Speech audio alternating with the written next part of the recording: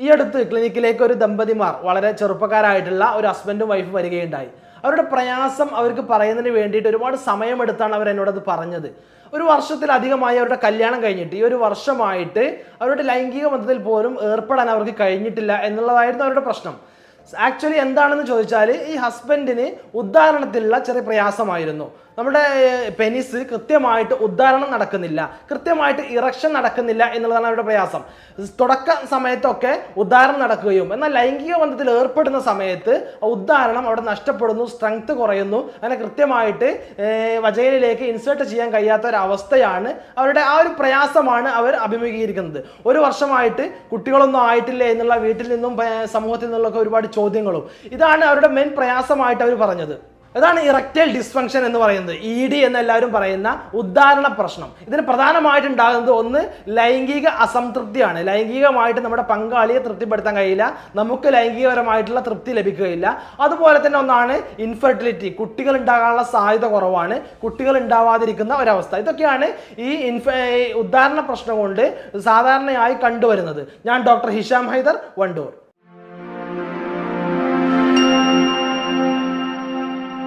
ഏറ്റവും പ്രധാനമായിക്കൊണ്ട് ഈ ഉദ്ധാരണ പ്രശ്നത്തിന് അല്ലെങ്കിൽ ഇറക്റ്റൈൽ ഡിസ്ഫങ്ഷനുള്ള കാരണങ്ങൾ എന്ന് പറയുന്നത് കുറച്ച് കാരണങ്ങളുണ്ട്. അതിൽ ഏറ്റവും പ്രധാനമായിട്ടുള്ള കാരണങ്ങൾ എന്ന് പറയുന്നത് നമ്മുടെ ചെറിയ രക്തക്കൊയലുകൾ അഥവാ കാപ്പിലറീസ് എന്ന് പറയും. ചെറിയ രക്തക്കൊയലുകൾ ഉണ്ടാകുന്ന ബ്ലോക്കാണ്. നമുക്കെല്ലാവർക്കും ബ്ലോക്ക് എന്ന് പറഞ്ഞാൽ ആദ്യം നമ്മുടെ കാർഡിയാക് സംബന്ധമായിട്ടുള്ള ബ്ലോക്ക്, അറ്റാക്കാണ് അറിയുക. എന്നാൽ നമ്മുടെ വളരെ ചെറിയ മൈന്യൂട്ട് ആയിട്ടുള്ള ഓരോ ഓർഗൻസിലേക്കും പോകുന്ന കാപ്പിലറീസ് പോലെയുള്ള വളരെ മൈന്യൂട്ട് രക്തക്കൊയലുകളിൽ വളരെ ചെറിയ ബ്ലോക്കുകൾ ഉണ്ടാവുകയും നമ്മുടെ ലൈംഗിക ഭാഗത്തേക്ക് അല്ലെങ്കിൽ ലൈംഗിക അവയവങ്ങളിലേക്ക് കൃത്യമായിട്ട് രക്തപ്രവാഹം, രക്തയോട്ടം നടക്കാതിരിക്കുകയും ചെയ്യുന്നത് കാരണം ഇത്തരത്തിലുള്ള ഉദ്ധാരണ പ്രശ്നങ്ങൾ, ഇറക്റ്റൈൽ ഡിസ്ഫങ്ഷൻ ഉണ്ടാകുന്നു.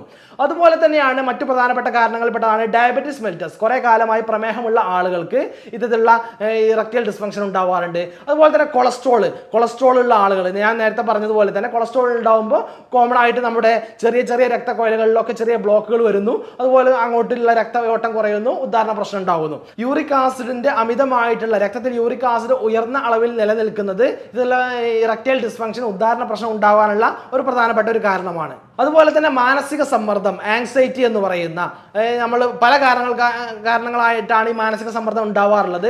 ഒന്ന് നമ്മുടെ ഫൈനാൻഷ്യൽ സംബന്ധമായിട്ടുള്ള, നമ്മുടെ ജോലി സംബന്ധമായിട്ട് എന്തെങ്കിലും പ്രയാസങ്ങൾ, നമ്മുടെ ഓഫീസ് തലത്തുണ്ടാകുന്ന പ്രയാസങ്ങൾ, അല്ലെങ്കിൽ കുടുംബ സംബന്ധമായിട്ട് മറ്റുണ്ടാകുന്ന മറ്റെന്തെങ്കിലും പ്രയാസങ്ങൾ, അല്ലെങ്കിൽ വേറെ എന്തെങ്കിലും പ്രശ്നം കഴിഞ്ഞിട്ടാണ് നമ്മൾ വീട്ടിലേക്ക് വരികയെങ്കിൽ ആ ഒരു പ്രയാസങ്ങൾ, അല്ലെങ്കിൽ ഏതെങ്കിലും ഫസ്റ്റ് സമയത്ത് നമുക്ക് ലൈംഗിക ബന്ധത്തിൽ ഏർപ്പെടുന്ന സമയത്ത് എനിക്ക് എൻ്റെ പങ്കാളിയെ തൃപ്തിപ്പെടുത്താൻ കഴിയുമോ ഇല്ലയോ എന്നുള്ള ഒരു സംശയത്തിൽ നിന്നുണ്ടാകുന്ന ഒരു ആങ്സൈറ്റി. ഇങ്ങനെ പലതരത്തിലാണ് ഈ ആങ്സൈറ്റി കൊണ്ടുണ്ടാവുന്ന ഇറക്റ്റൈൽ ഡിസ്ഫങ്ഷൻ എന്ന് പറയുന്നത്.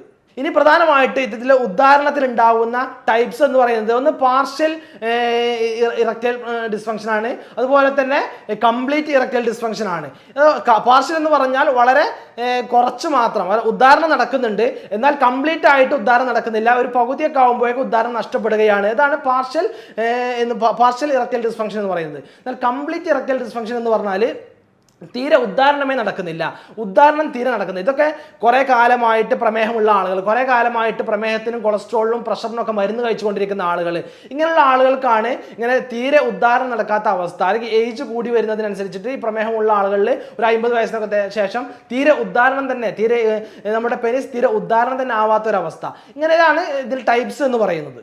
ഇനി ഈ ഉദ്ധാരണ പ്രശ്നവുമായി ബന്ധപ്പെട്ടുകൊണ്ട്, ഇറക്റ്റൈൽ ഡിസ്ഫങ്ഷനുമായി ബന്ധപ്പെട്ടുകൊണ്ട് നിർബന്ധമായി നാം ചെയ്തിരിക്കേണ്ട കാര്യം, ഒന്ന് നാണം വിചാരിച്ച്, മടി വിചാരിച്ച് ഡോക്ടറെ കാണാതിരിക്കരുത്.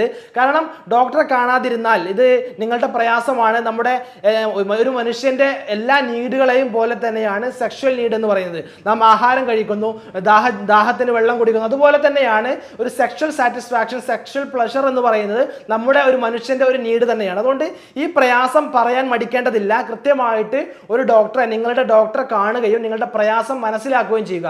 Consult your doctor. നിങ്ങളുടെ ഡോക്ടറെ കാണൽ നിർബന്ധമാണ്.